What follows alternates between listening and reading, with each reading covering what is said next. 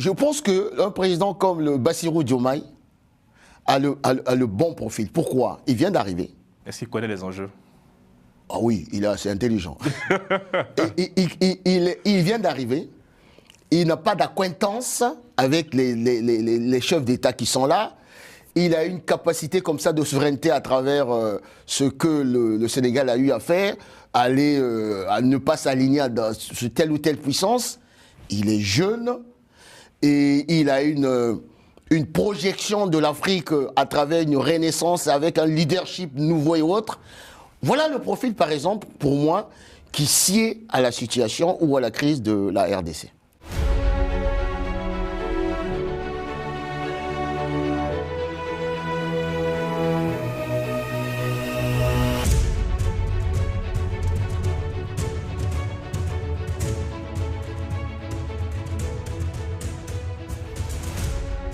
Bonsoir à tous, heureux de vous retrouver en compagnie de Guy Mafimba, analyste politique. Bonsoir. Bonsoir M. Karil, merci pour votre invitation. Je vous en prie. L'actualité aujourd'hui en RDC, c'est l'annonce du retour de l'ex-président congolais Joseph Kabila, qui n'était plus revenu dans son pays depuis décembre 2023 et il a déclaré qu'il s'apprêtait à rentrer par la partie orientale. Comment analysez-vous cette nouvelle ? Déjà, le retour du président Kabila, de l'ex-président Kabila, ne peut qu'être une bonne chose parce que c'est un ancien chef d'État, me semble-t-il que c'est depuis pas mal de temps qu'il aurait dû s'impliquer véritablement dans cette crise. Qu'il rentre aujourd'hui, maintenant la question se pose sur les conditions de son entrée. Est-ce qu'il va rentrer par la capitale? Ce serait la chose la mieux, la plus acceptable, solennelle. Mais s'il rentre, comme on l'entend avec les indiscrétions que nous avons, par la partie orientale, c'est-à-dire du côté des zones occupées par les rebelles du M23 AFC soutenus par le Rwanda, automatiquement ça va poser un problème, ça risque d'être interprété comme un casus belli du côté de Kinshasa, et ce qui est tout à fait normal, parce que depuis pas mal de temps, on lui reproche d'être très proche du M23 et de l'AFC. Et donc c'est une confirmation pour vous le fait qu'il passe par la partie orientale ?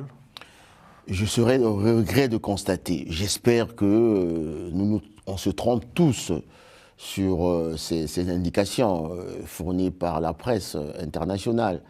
Mais si vraiment c'est un homme d'État, la RDC n'a plus besoin, je pense, comme la sous-région, comme l'Afrique. Au moment où, sur le plan international, on parle d'une guerre commerciale qui s'intensifie, les enjeux ne sont pas là pour notre continent et ce pays. Donc j'interpelle, je convoque sa dimension d'homme d'État. Il a quand même dirigé ce pays pendant 18 ans. Est-ce qu'il doit amener la crise à la crise? Et comme j'ai dit tantôt, ça sera interprété, et ça de manière légitime. Est-ce qu'il a la possibilité de rentrer facilement par Kinshasa? C'est ça, en fait, la question que d'autres se posent. Mais il se reproche de rien, me semble-t-il. Parce que, ses amis ont été interpellés. Ce sont des acteurs politiques, dont M. Jean-Pierre Mbemba, qui est allé véritablement à l'offensive contre Joseph Kabila. Ses collaborateurs de son parti ont été convoqués par les services spéciaux. Ils ont été relâchés. Jusqu'à preuve de contraire, aucune infraction n'a été notifiée à M. Joseph Kabila. Donc, je ne vois pas pourquoi il ne viendrait pas, il ne rentrerait pas de manière solennelle à Kinshasa, la capitale du Congo, de la RDC. Très bien. Il y a aussi la question de la médiation dans le conflit à l'est de la RDC, où le président angolais, qui préside aussi l'Union africaine, a proposé de nommer son homologue Faure Gnassingbé comme médiateur. C'est un bon choix pour vous? Est-ce que c'est le profil idéal? Avant de parler de bon choix ou pas, je préfère, je souhaite d'abord, vous savez, il y a plusieurs sortes de médiation qu'il faut voir. Il y a des médiations qui peuvent être des facilitations, c'est-à-dire que celui qui est considéré comme le facilitateur ou le médiateur a des intérêts. Aujourd'hui, par exemple, le cas du Doha, vous voyez bien qu'il a des intérêts non seulement en RDC, mais au Rwanda. Et il a aussi le carnet des chèques. Donc, la facilitation de la médiation au niveau de Doha, on peut dire qu'il va jouer sur ça pour contraindre les protagonistes à arriver à une solution. Il y a une autre forme de médiation, c'est la médiation directive ou évaluative, comme celle qu'entreprend actuellement le président, comment il s'appelle, Donald Trump, du côté de la Russie. C'est la première puissance militaire. Il dit, bah, écoutez, si vous ne vous mettez pas d'accord, voilà ce que je peux faire. Je peux signer des contrats et autres, ou bien je peux imposer les résolutions. Et il y a une autre forme, c'est la médiation, ce que j'appellerais la médiation transactionnelle. Okay. Transactionnelle, c'est-à-dire qu'on vous met à deux et on propose une transaction. Par contre, aujourd'hui, Faure Yadema, il a l'avantage de quoi? 2 ou 3 avantages. Après, je viendrai sur les désavantages. Ouais. 2 ou 3 avantages, il est jeune. C'est la promotion du président Félix Tshisekedi. Ça veut dire qu'il a une autre lecture des problèmes internationaux, me semble-t-il. Deuxième chose, au niveau de la CEDEAO, il a réussi pas mal de médiations, la libération des militaires ivoiriens. Ouais. Il a fait en sorte que la CEDEAO n'attaque pas, enfin la force militaire n'attaque pas le Niger et autres. Ouais. Donc il y a eu pas mal d'actes qu'il a eu à poser. Au niveau de la CEDEAO, au niveau de l'Afrique de l'Ouest. Mais il y a un désavantage. Le désavantage, c'est par rapport aux 3 sortes de médiation. Le profil de Faure Yadema, il est arrivé en 2005. Vous savez, quand il arrive en 2005, l'UA, la même UA là, l'Union africaine avait déjà émis des réserves en disant que c'était un coup d'État. Donc, sur le plan national, c'est pas l'image d'un pays démocratique avec un chef d'État avec une légitimité. Premier désavantage. Deuxième désavantage, c'est ces liens plus ou moins, je vais dire, insidieux avec un certain nombre de chefs d'État. Je parlerai par exemple du président Denis Sassou Nguesso, qu'il fréquente pratiquement assidûment. Or, le président Denis Sassou Nguesso a des implications dans ce conflit. Et surtout, l'influence qu'il peut avoir avec d'autres puissances bilatérales, comme la France et autres, ou des zones d'influence comme l'Union européenne. Pourquoi je le dis? Voyez-vous, l'Union africaine, lors de sa recommandation par rapport à cette crise, l'Union africaine a été vraiment très légère. Elle n'a pas pu identifier le Rwanda comme agresseur. Ouais. Alors qu'au niveau du Parlement européen, au niveau de l'ONU, le Rwanda a été identifié comme l'agresseur. Donc l'Union africaine est quasiment sous influence. Et lorsqu'on voit que le siège de l'Union africaine a été construit par les Chinois, le budget est financé à plus de 75% par l'Union européenne et autres, vous voyez bien que le médiateur de l'Union africaine n'a pas la même influence que peut avoir le médiateur d'une autre puissance émergente, comme Doha. Je vais plus loin. Si par contre, vous avez un médiateur comme l'a été Lourenço, le président Lourenço, il est à la tête d'un pays puissant sur le plan régional, militairement, et avec une indépendance notoire d'esprit. Vous aurez dû avoir un médiateur comme celui, par exemple, du président sud-africain. Oui, on peut se dire qu'il a des marges de manœuvre. Et enfin, je pense que, avec les avantages que je viens de lister, les désavantages que je viens de lister, je suis très dubitatif sur ses capacités de réussir une telle médiation dans un conflit où les enjeux sont énormes, à la fois régionaux, sous-régionaux, internationaux. Je ne pense pas qu'il puisse réussir grand-chose. Il est un ami aussi du président Tshisekedi. Il a fait revenir, il a participé au rapatriement du corps de son père à l'époque. Oui, on peut, pas le père de Tshisekedi, le père de Mobutu, on va dire, c'est Mobutu. Oui. Il y a une tradition légendaire du Togo à travers le père, Yadema, qui avait reçu Mobutu lorsqu'il quitte Kinshasa, en tout cas Gbadolité. Et je me souviens aussi, lorsque le président Lissouba est chassé du pouvoir dans les conditions dont on sait, il avait atterri aussi du côté du Togo. Donc il y a une tradition du côté du Togo où il y a cette volonté de pacifier, de jouer à la paix. Mais le tout, c'est de savoir quelle est la nature de la crise. La nature de la crise en RDC est d'autant plus complexe qu'il faudrait à la fois que ce soit un pays qui soit relativement puissant, avec un profil, avec cette capacité d'indépendance d'esprit, et avec l'Union africaine qui le soutient, qui soit en capacité d'être dans le registre de la résolution 2773 du Conseil de sécurité des Nations Unies. Donc pour vous, le président togolais n'est pas l'homme de la situation actuellement, pas Je souhaite qu'il réussisse. Pourquoi ? Parce que j'ai dit tantôt, il est de notre génération, de ma génération, de la génération du président Tshisekedi. Donc on ne peut que lui souhaiter qu'il réussisse. Mais j'essaie de faire une analyse de manière factuelle pour démontrer les difficultés qu'il peut avoir. Par contre... Dans sa proximité avec le président Kagame aussi, on l'a vu voilà, tout récemment il était le seul au volant chef d'État de sa voiture. Il était le chef d'État, par exemple, lorsque le président Kagame a organisé le forum sur l'intelligence artificielle. C'est le chef d'État, le seul qui était là. Tout le reste a boycotté avec les 50 invités qui étaient attendus. Seul. Donc, il va déjà avec une espèce de défaveur. Mais je vais faire une contre-proposition. Parce que l'analyse, c'est aussi être en capacité de proposer. Regardez, je pense qu'un président comme le Bassirou Diomaye a le bon profil. Pourquoi? Il vient d'arriver. Est-ce qu'il connaît les enjeux? Ah oui, il est assez intelligent. Il vient d'arriver. Il n'a pas d'acquaintance avec les chefs d'État qui sont là. Il a une capacité comme ça de souveraineté à travers ce que le Sénégal a eu à faire, à ne pas s'aligner sur telle ou telle puissance. Il est jeune et il a une projection de l'Afrique à travers une renaissance avec un leadership nouveau et autre. Voilà le profil, par exemple, pour moi, qui sied à la situation ou à la crise de la RDC. Très bien. Je précise que le président togolais, s'il était nommé, il serait le référent de 5 autres médiateurs, le Nigérian Olusegun Obasanjo, Uhuru Kenyatta, Kalema Molanté, Salework Zouede, je vais y arriver, l'Éthiopienne, et Catherine Samba Panza. Est-ce que ce groupe de médiateurs aussi vous inspire confiance, au fait? C'est une espèce de méli-mélo. Je retiens par exemple le président Obasanjo.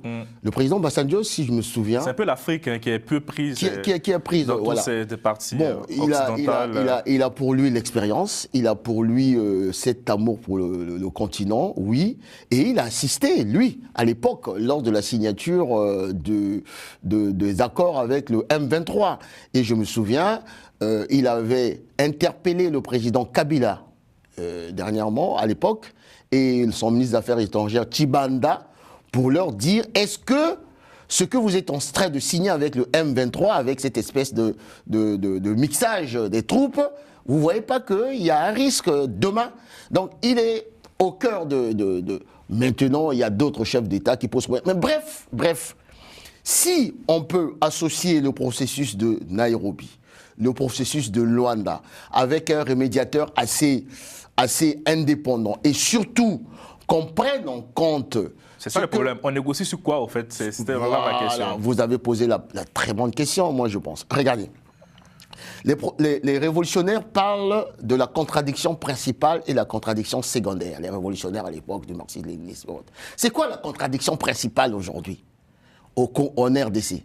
La contradiction principale, c'est l'agression du Rwanda. La contradiction secondaire, c'est les problèmes internes aux communautés de la RDC.